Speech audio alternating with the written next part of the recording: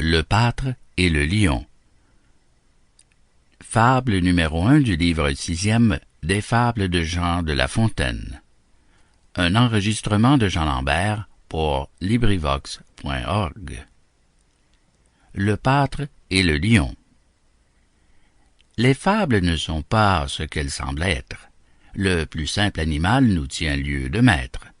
Une morale nue apporte de l'ennui. Le conte fait passer le précepte avec lui. En ces sortes de fêtes, il faut instruire et plaire. Et compter pour compter me semble peu d'affaires. C'est par cette raison qu'égarant leur esprit, nombre de gens fameux en ce genre ont écrit. Tous ont fui l'ornement et le trot d'étendue. On ne voit point chez eux de paroles perdues. Phèdre était si succinct qu'aucuns l'en ont blâmé. Ésope, en moins de mots, s'est encore exprimé. Mais surtout, certains Grecs renchéris et se piquent d'une élégance laconique. Il renferme toujours son conte en 4 vers. Bien ou mal, je le laisse à juger aux experts. Voyons-le avec Ésope en un sujet semblable. L'un amène un chasseur, l'autre un pâtre en sa fable. J'ai suivi leur projet quant à l'événement, y cousant en chemin quelques traits seulement. Voici comme, à peu près, Ésope le raconte. Un pâtre à ses brebis, trouvant quelque mécompte, voulut à toute force attraper le larron. Il s'en va près d'un antre, étant à l'environ des lacs à prendre loup, soupçonnant cette engeance. Avant que partir de ces lieux, « Sais-tu fait, disait-il au monarque des dieux, que le drôle en ces lacs se prenne en ma présence et que je goûte ce plaisir, parmi 20 veaux je veux choisir le plus gras et t'en faire offrande. » À ces mots sort de l'antre un lion grand et fort. Le pâtre se tapit et dit à demi-mort, « Que l'homme ne sait guère, hélas, ce qu'il demande. Pour trouver le larron qui détruit mon troupeau et le voir en ces lacs pris avant que je parte, ô monarque des dieux, je t'ai promis un veau. Je te promets un bœuf si tu fais qu'il s'écarte. » C'est ainsi que l'a dit le principal auteur. Passons à son imitateur. Fin de Le pâtre et le lion, fable numéro 1, livre 6e des fables de Jean de La Fontaine. Cet enregistrement fait partie du domaine public.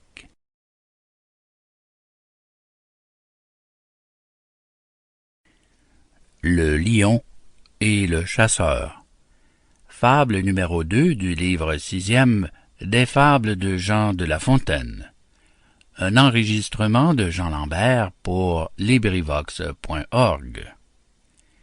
Le lion et le chasseur. Un fanfaron, amateur de la chasse, venant de perdre un chien de bonne race qu'il soupçonnait dans le corps d'un lion, vit un berger. « Enseignez-moi, de grâce, de mon voleur, lui dit-il, la maison, que de ce pas je me fasse raison. » Le berger dit, « C'est vers cette montagne. » En lui payant de tribut un mouton pour chaque mois, j'erre dans la campagne, comme il me plaît, et je suis en repos. Dans le moment qu'il tenait ces propos, le lion sort et vient d'un pas agile. Le fanfaron sitôt d'esquiver. « Ô Jupiter, montre-moi quel asile, s'écria-t-il, qui me puisse sauver. » La vraie épreuve de courage n'est que dans le danger que l'on touche du doigt. Tel le cherchait, dit-il, qui, changeant de langage, s'enfuit aussitôt qu'il le voit. Fin de Le lion et le chasseur. Fable numéro 2 du livre 6e des fables de La Fontaine. Cet enregistrement fait partie du domaine public.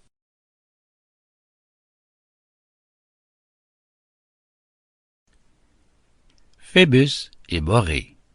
Fable numéro 3 du livre 6e des fables de Jean de La Fontaine. Un enregistrement de Jean Lambert pour LibriVox.org. Phébus et Borée.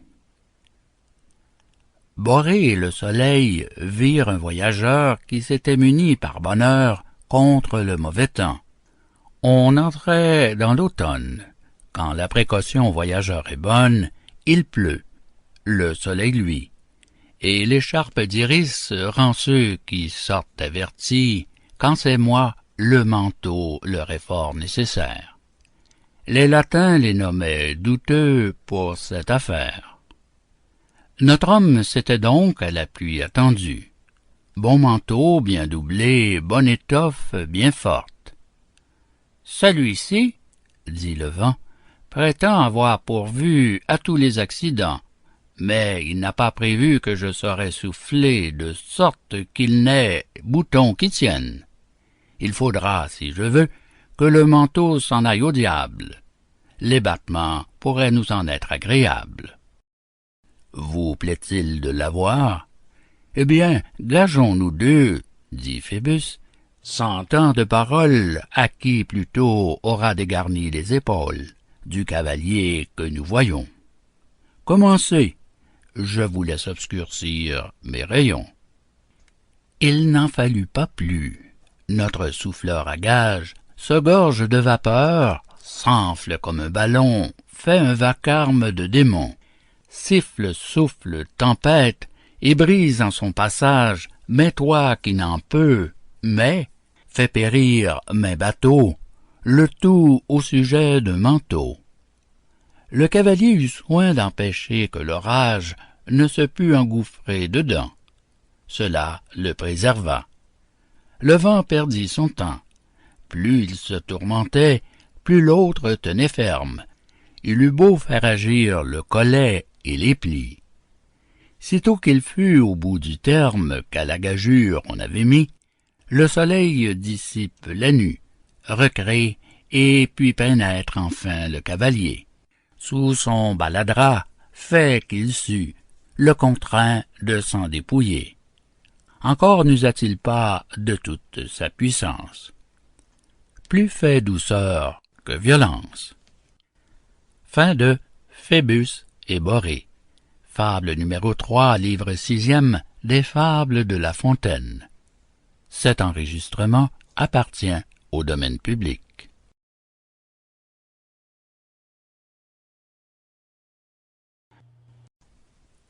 Jupiter et le métayer. Fable numéro 4 du livre 6e des Fables de Jean de La Fontaine. Un enregistrement de Jean Lambert pour LibriVox.org. Jupiter et le métayer. Jupiter eut jadis une ferme à donner. Mercure en fit l'annonce, et des gens se présentèrent, firent des offres, écoutèrent. Ce ne fut pas sans bien tourner. L'un alléguait que l'héritage était effrayant et rude, et l'autre un autre si. Pendant qu'ils marchandaient ainsi, un d'eux, le plus hardi, mais non le plus sage, promit d'en rendre tant, pourvu que Jupiter le laissa disposer de l'air, lui donna saison à sa guise. Qu'il eût du chaud, du froid, du beau temps, de la bise, enfin du sec et du mouillé, aussitôt qu'il aurait bâillé. Jupiter y consent. Contrat passé, notre homme tranche du roi des airs, pleut, vente et fait en somme un climat pour lui seul. Ses plus proches voisins ne s'en sentaient non plus que les Américains. Ce fut leur avantage. Ils eurent bonne année, pleine moisson, pleine vinée. Monsieur le receveur fut très mal partagé. L'an suivant, voilà tout changé. Il ajuste d'une autre sorte la température des cieux. Son champ ne s'en trouve pas mieux. Celui de ses voisins fructifie et rapporte. Que fait-il? Il recourt au monarque des dieux. Il confesse son imprudence. Jupiter en usa comme un maître fort doux. Concluons que la Providence sait ce qu'il nous faut mieux que nous. Fin de Jupiter et le métayer. Fable numéro 4, livre 6e des Fables de La Fontaine. Cet enregistrement appartient au domaine public.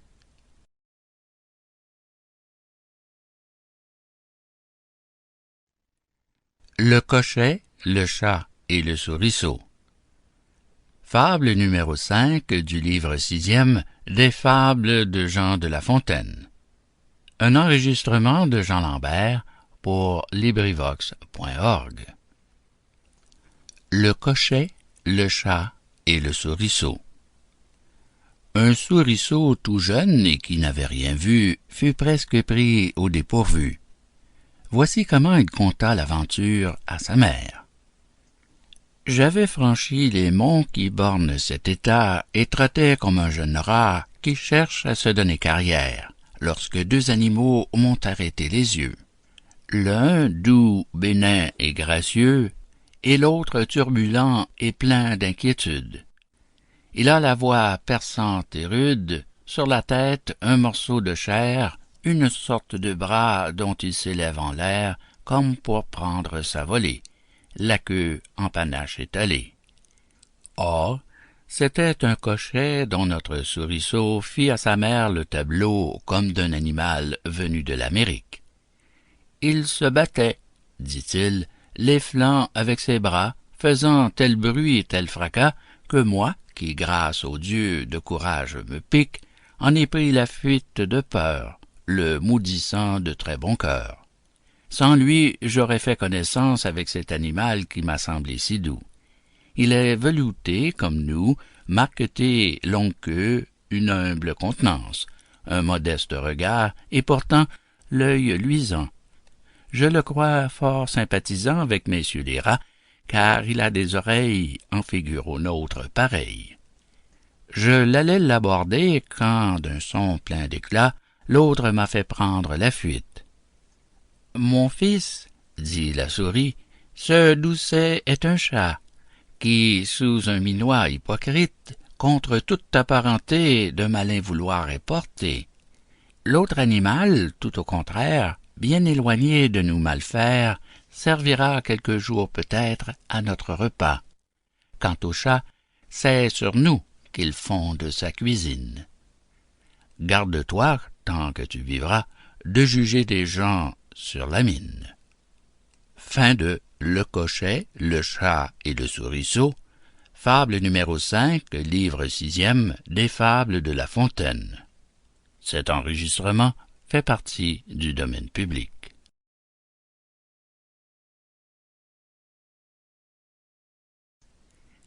Le renard, le singe et les animaux. Fable numéro 6 du livre 6e des Fables de Jean de La Fontaine. Un enregistrement de Jean Lambert pour LibriVox.org. Le renard, le singe et les animaux. Les animaux, au décès d'un lion, en son vivant prince de la contrée, pour faire un roi s'assemblèrent, dit-on. De son étui la couronne est tirée. Dans une chartre un dragon la gardait. Il se trouva que, sur tous essayés, à part un d'eux, elle ne convenait. Plusieurs avaient la tête trop menue, aucun trop grosse, aucun même cornu. Le singe aussi fit des preuves en riant, et, par plaisir, la tiare essayant, il fit autour force grimaceries, tour de souplesse et mille singeries, passa dedans ainsi qu'en un cerceau.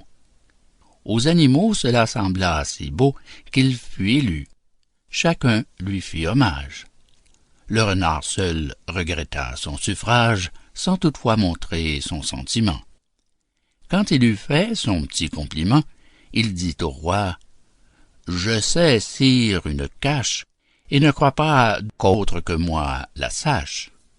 Or, tout trésor, par droit de royauté, appartient, sire, à votre majesté. » Le nouveau roi bâille après la finance, lui-même y court pour n'être pas trompé. C'était un piège. Il y fut attrapé. Le renard dit, au nom de l'assistance, « Prétendrais-tu nous gouverner encore, ne sachant pas te conduire toi-même? » Il fut démis et l'on tomba d'accord. Qu'à peu de gens convient le diadème. Fin de Le renard, le singe et les animaux, fable numéro 6, livre 6e, des fables de La Fontaine. Cet enregistrement fait partie du domaine public.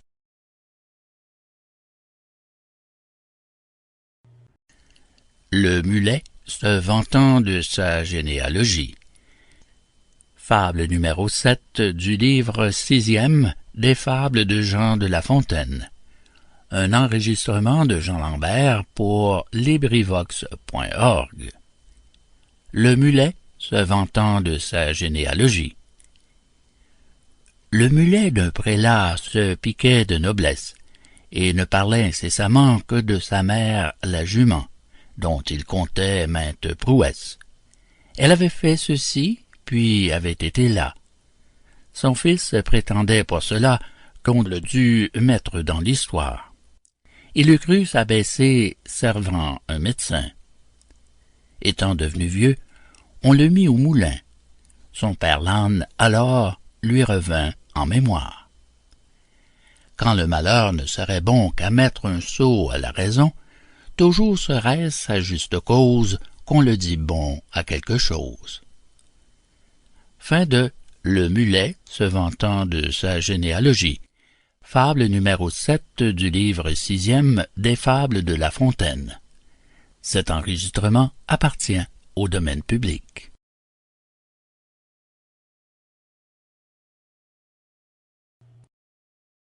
Le vieillard et l'âne. Fable numéro 8 du livre 6e des fables de Jean de La Fontaine. Un enregistrement de Jean Lambert pour LibriVox.org. Le vieillard et l'âne. Un vieillard sur son âne aperçut en passant un pré plein d'herbes et fleurissant. Il y lâche sa bête et le grison se rue au travers de l'herbe menue, se vautrant, grattant et frottant, gambadant, chantant et broutant, et faisant maintes places nettes. L'ennemi vient sur l'entrefaite. « Fuyons !» dit alors le vieillard. « Pourquoi ?» répondit le paillard. « Me ferait-on porter double bas, double charge ?»« Non pas !» dit le vieillard qui prit d'abord le large. « Et que m'importe donc, dit l'âne, à qui je sois? Sauvez-vous et me laissez paître. Notre ennemi, c'est notre maître, je vous le dis en bon français. » Fin de Le vieillard et l'âne. Fable numéro 8, livre 6e des fables de La Fontaine. Cet enregistrement fait partie du domaine public.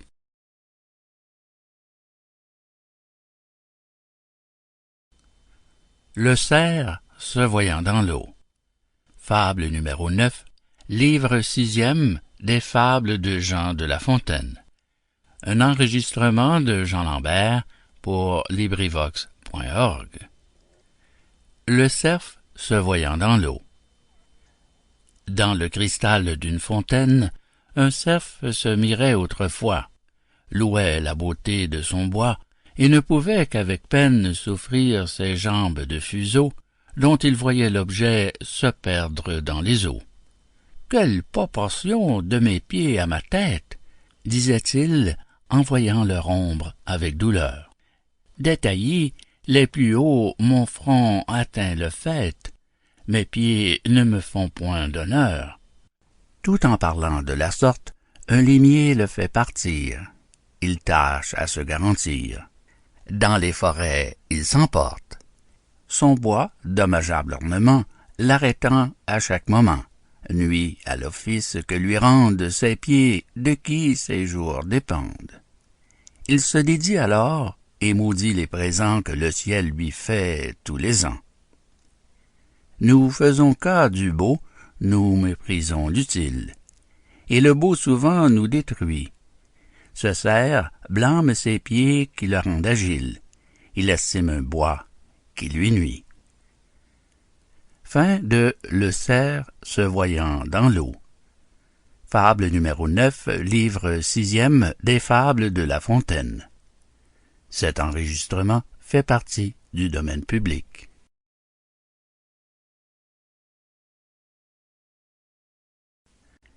Le lièvre et la tortue.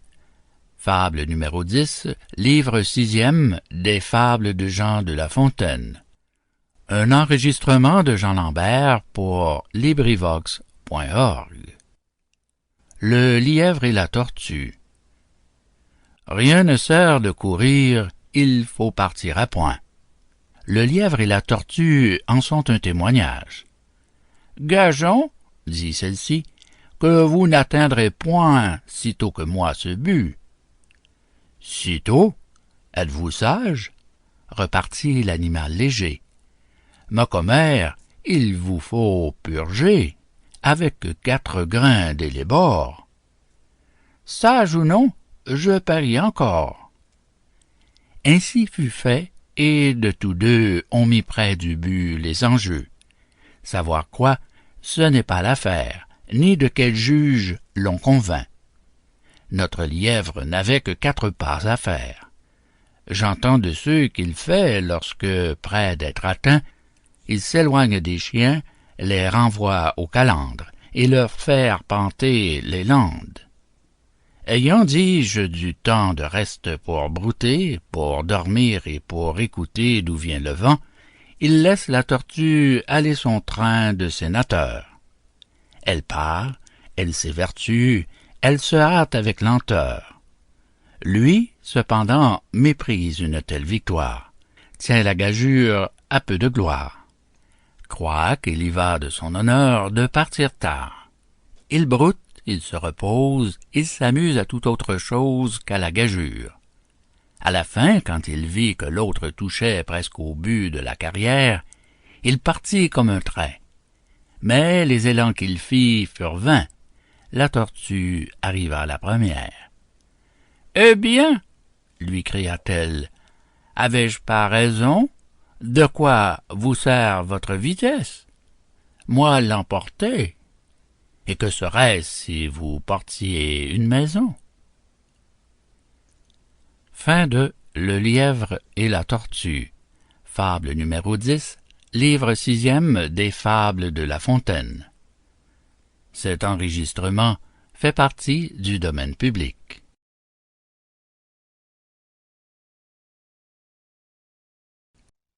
L'âne et ses maîtres. Fable numéro 11, livre 6e des Fables de Jean de La Fontaine. Un enregistrement de Jean Lambert pour LibriVox.org. L'âne et ses maîtres. L'âne d'un jardinier se plaignait au destin de ce qu'on le faisait lever devant l'aurore. « Les coqs, lui disait-il, ont beau chanter matin, je suis plus matineux encore. Et pourquoi? Pour porter des herbes au marché. Belle nécessité d'interrompre mon somme. » Le sort de sa plainte touché lui donne un autre maître, et l'animal de somme passe du jardinier aux mains d'un courvoyeur. La pesanteur des peaux et leur mauvaise odeur eurent bientôt choqué l'impertinente bête. « J'ai regret, disait-il, à mon premier seigneur. Encore, quand il tournait la tête, j'attrapais, s'il m'en souvient bien, quelques morceaux de chou qui ne me coûtaient rien.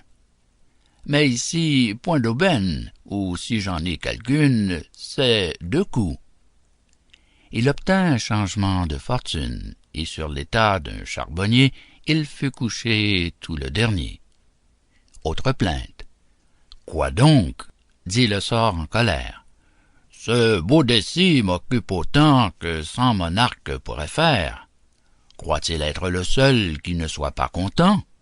N'ai-je en l'esprit que son affaire? » Le sort avait raison. Tous gens sont ainsi faits, notre condition jamais ne nous contente. La pire est toujours la présente. Nous fatiguons le ciel à force de placets. Qu'à chacun Jupiter accorde sa requête, nous lui romprons encore la tête.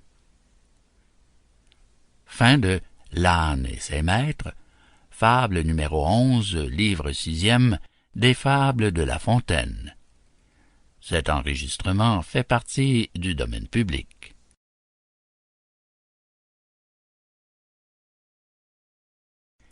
Le soleil et les grenouilles.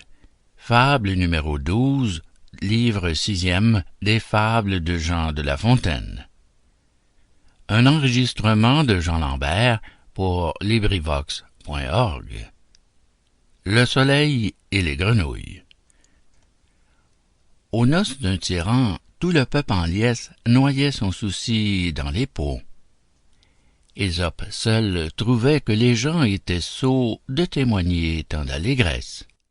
Le soleil, disait-il, eut dessein autrefois de songer à l'hyménée. Aussitôt on ouït d'une commune voix se plaindre de leur destinée les citoyennes des étangs. « Que ferons-nous s'il lui vient des enfants ?» dirent-elles au sort.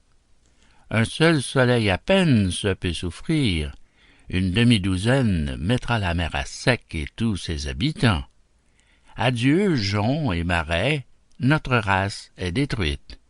Bientôt on la verra réduite à l'eau de Styx. » Pour un pauvre animal, grenouille, à mon sens, ne raisonnait pas mal. Fin de Le soleil et les grenouilles. Fable numéro 12, livre 6e, des fables de La Fontaine. Cet enregistrement appartient au domaine public.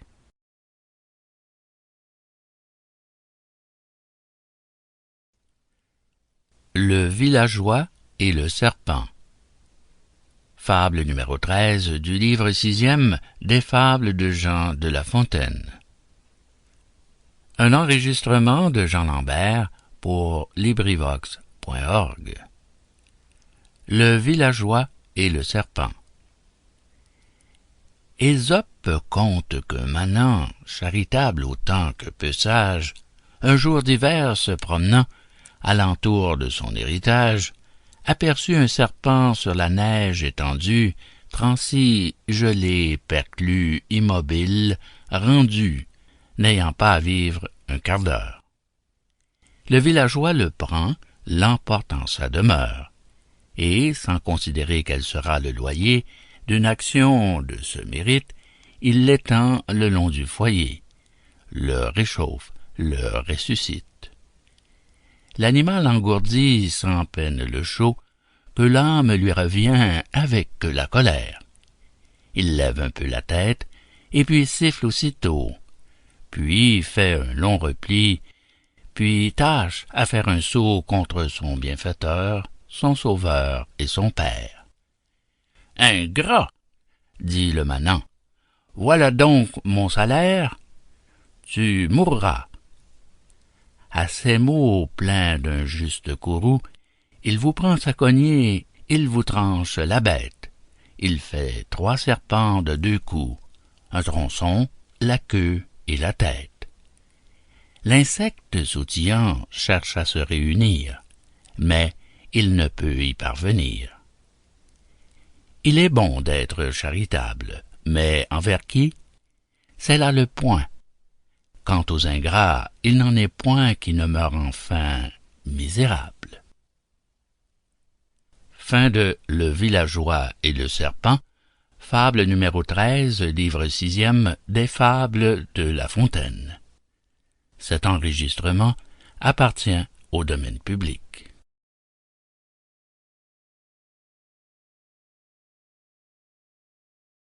Le lion malade et le renard. Fable numéro 14 du livre 6e des fables de Jean de La Fontaine. Un enregistrement de Jean Lambert pour LibriVox.org. Le lion malade et le renard. De par le roi des animaux, qui dans son antre était malade, fut fait savoir à ses vassaux que chaque espèce en ambassade envoya gens le visiter, sous promesse de bien traiter les députés, eux et leur suite, foi de lion très bien écrite. Bon passeport contre la dent, contre la griffe tout autant, l'édit du prince s'exécute, de chaque espèce on lui députe. Les renards gardant la maison, un d'eux en dit cette raison. Les pas empreints sur la poussière par ceux qui s'en vont faire aux malades leur cours, tous, sans exception, regardent sa tanière, pas un ne marque de retour. Cela nous met en méfiance. Que sa majesté nous dispense, grand merci de son passeport. Je le crois bon, mais dans cet antre, je vois fort bien comme l'on entre, et ne vois pas comme on en sort. Fin de Le lion malade et le renard. Fable numéro 14, livre 6e, des fables de La Fontaine. Cet enregistrement appartient au domaine public. L'oiseleur, l'autour et l'alouette. Fable numéro 15 du livre 6e des fables de Jean de La Fontaine.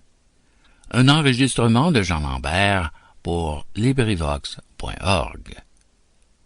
L'oiseleur, l'autour et l'alouette. Les injustices des pervers servent souvent d'excuse aux nôtres. Telle est la loi de l'univers. Si tu veux qu'on t'épargne, épargne aussi les autres. Un manant au miroir prenait des oisillons. Le fantôme brillant attire une alouette. Aussitôt, un autour planant sur les sillons descend des airs, fond et se jette sur celle qui chantait, quoique près du tombeau. Elle avait évité la perfide machine, lorsque, se rencontrant sous la main de l'oiseau, elle sent son ongle maligne. Pendant qu'à la plumée l'autour est occupé, lui-même sous les raies demeure enveloppé. « Oiseleur, laisse-moi, dit-il en son langage, je ne t'ai jamais fait de mal. » L'oiseleur repartit. « Ce petit animal t'en avait-il fait davantage? » Fin de L'oiseleur, l'autour et l'alouette. Fable numéro 15, livre 6e, des fables de La Fontaine. Cet enregistrement fait partie du domaine public.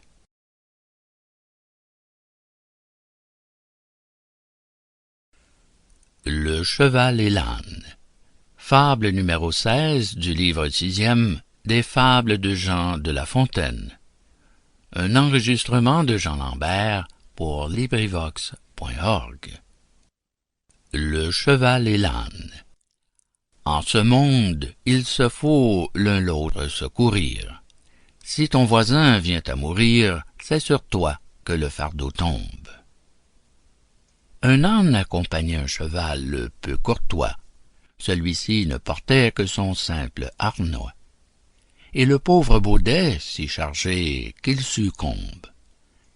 Il pria le cheval de l'aider quelque peu, autrement il mourrait devant qu'être à la ville. « La prière, dit-il, n'en est pas un si vil. Moitié de ce fardeau ne vous sera que jeu. » Le cheval refusa, fit une pétarade, tant qu'il vit sous le fait mourir son camarade, et reconnut qu'il avait tort. Du baudet, en cette aventure, on lui fit porter la voiture, et la peau par-dessus encore. Fin de Le cheval et l'âne. Fable numéro 16, livre 6e, des fables de La Fontaine. Cet enregistrement appartient au domaine public.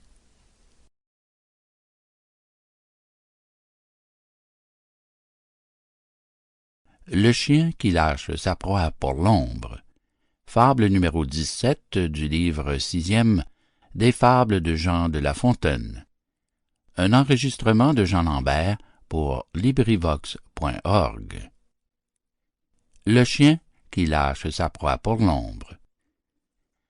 Chacun se trompe ici-bas. On voit courir après l'ombre tant de fous qu'on n'en sait pas la plupart du temps le nombre. Aux chiens, dont par l'Ésope, il faut les renvoyer. Ce chien, voyant sa proie en l'eau représentée, la quitta pour l'image et pensa se noyer. La rivière devint tout à coup agitée.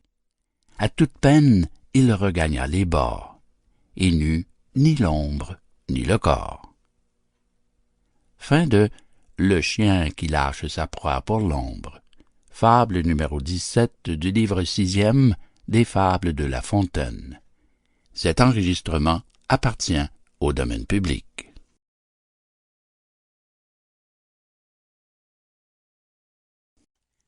Le charretier embourbé. Fable numéro 18 du livre 6e des Fables de Jean de La Fontaine. Un enregistrement de Jean Lambert pour LibriVox.org. Le charretier embourbé. Le phaéton d'une voiture à foin vit son char embourbé. Le pauvre homme était loin de tout humain secours. C'était à la campagne, près d'un certain canton de la Basse-Bretagne, appelé Quimper-Corentin. On sait assez que le destin adresse là les gens quand il veut qu'on enrage. Dieu nous préserve du voyage. Pour venir au charretier embourbé dans ces lieux, le voilà qui déteste et jure de son mieux, pestant en sa fureur extrême, tantôt contre les trous, puis contre ses chevaux, contre son char, contre lui-même. Il invoque à la fin le Dieu dont les travaux sont si célèbres dans le monde. « Hercule, lui dit-il, aide-moi. Si ton dos a porté la machine ronde, ton bras peut me tirer d'ici. » Sa prière étant faite, il entend dans la nue une voix qui lui parle ainsi. Hercule veut qu'on se remue, puis il aide les gens. Regarde d'où provient l'achoppement qui te retient. Ôte d'autour de chaque roue ce malheureux mortier, cette maudite boue qui jusqu'à l'essieu les enduit. Prends ton pic et me romps ce caillou qui te nuit. Comble-moi cette ornière. As-tu fait? Oui, dit l'homme. Or bien, je vais t'aider, dit la voix. Prends ton fouet. Je l'ai pris. Qu'est-ce ceci? Mon char marche à souhait. Hercule en soit loué. Lors la voix. Tu vois comme tes chevaux aisément se sont tirés de là. Aide-toi, le ciel t'aidera. Fin de Le charretier embourbé, fable numéro 18, livre 6e des Fables de La Fontaine. Cet enregistrement appartient au domaine public.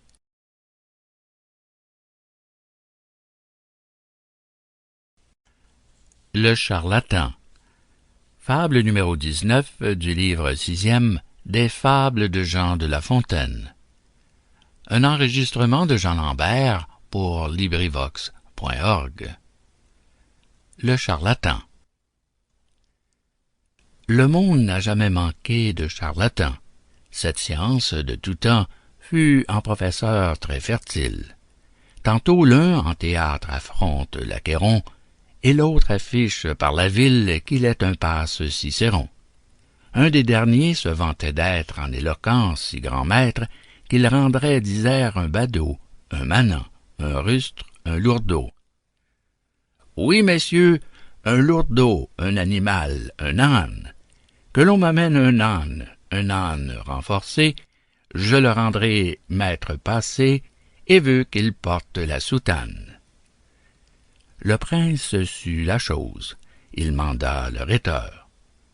J'ai, dit-il, en mon écurie, un fort beau roussin d'Arcadie. J'en voudrais faire un orateur. Sire, vous pouvez tout, reprit d'abord notre homme. On lui donna certaines sommes. Il devait, au bout de 10 ans, mettre son âne sur les bancs. Sinon, Il consentait d'être en place publique, guindé la hare au col, étranglé court et net, ayant au dos sa rhétorique et les oreilles d'un baudet. Quelqu'un des courtisans lui dit qu'à la potence, il voulait l'aller voir, et que, pour un pendu, il aurait bonne grâce et beaucoup de prestance. Surtout qu'il se souvint de faire à l'assistance un discours où son art fut au long étendu. Un discours pathétique et dont le formulaire servit à certains Cicérons, vulgairement nommés larrons. L'autre reprit. « Avant l'affaire, le roi, l'âne ou moi, nous mourrons. » Il avait raison. C'est folie de compter sur 10 ans de vie. Soyons bien buvants, bien mangeants. Nous devons à la mort de 3, l'un en 10 ans. Fin de Le Charlatan, fable numéro 19, livre 6e, des fables de La Fontaine. Cet enregistrement fait partie du domaine public.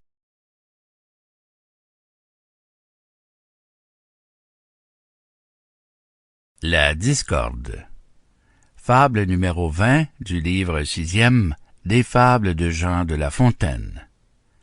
Un enregistrement de Jean Lambert pour LibriVox.org. La discorde. La déesse Discorde ayant brouillé les dieux et fait grand procès là-haut pour une pomme, on la fit déloger des cieux. Chez l'animal qu'on appelle homme, on l'a reçu à bras ouverts, elle, et que si que non son frère, avec tien et mien son père. Elle nous fit l'honneur en ce bas univers de préférer notre hémisphère à celui des mortels qui nous sont opposés, gens grossiers, peu civilisés, et qui, se mariant sans prêtre et sans notaire, de la discorde n'ont que faire.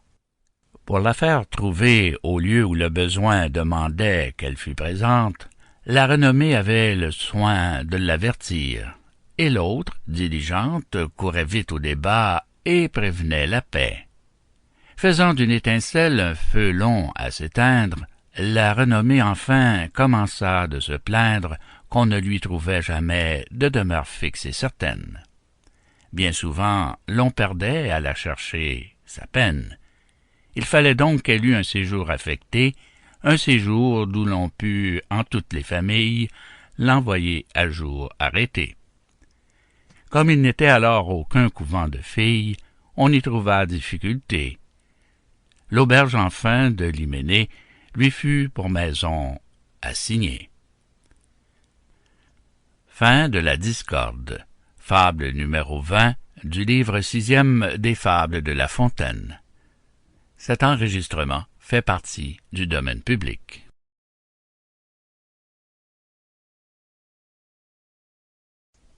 La jeune veuve. Fable numéro 21 du livre 6e des fables de Jean de La Fontaine. Un enregistrement de Jean Lambert pour LibriVox.org. La jeune veuve. La perte d'un époux ne va point sans soupir. On fait beaucoup de bruit, et puis on se console. Sur les ailes du temps, la tristesse s'envole. Le temps ramène les plaisirs. Entre la veuve d'une année et la veuve d'une journée, la différence est grande. On ne croirait jamais que ce fût la même personne. L'une fait fuir les gens et l'autre a mis l'attrait. Au soupir vrai ou faux, celle-là s'abandonne. C'est toujours même note et pareil entretien. On dit qu'on est inconsolable.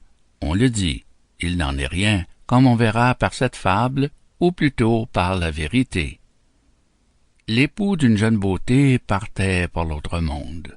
À ses côtés sa femme lui criait « Attends-moi, je te suis, et mon âme, aussi bien que la tienne, est prête à s'envoler. » Le mari fait seul le voyage. La belle avait un père, homme prudent et sage.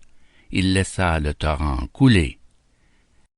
À la fin, pour la consoler, « Ma fille, lui dit-il, c'est trop verser de larmes.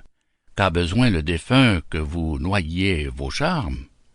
Puisqu'il est des vivants, ne songez plus aux morts. Je ne dis pas que tout à l'heure, une condition meilleure change en os ses transports. Mais, après un certain temps, souffrez qu'on vous propose un époux beau, bien fait, jeune et tout autre chose que le défunt. Ah, dit-elle aussitôt, un cloître est l'époux qu'il me faut. Le père lui laissa digérer sa disgrâce. Un mois de la sorte se passe. L'autre mois, on l'emploie à changer tous les jours quelque chose à l'habit, au linge, à la coiffure. Le deuil enfin sert de parure en attendant d'autres atours. Toute la bande des amours revient au colombier. Les jeux, les ris, la danse ont aussi leur tour à la fin. On se plonge soir et matin dans la fontaine de jouvence. Le père ne craint plus ce défunt tant chéri. Mais comme il ne parlait de rien à notre belle, « Où est donc le jeune mari que vous m'avez promis? » dit-elle. Fin de La jeune veuve. Fable numéro 21 du livre 6e des Fables de La Fontaine. Cet enregistrement fait partie du domaine public.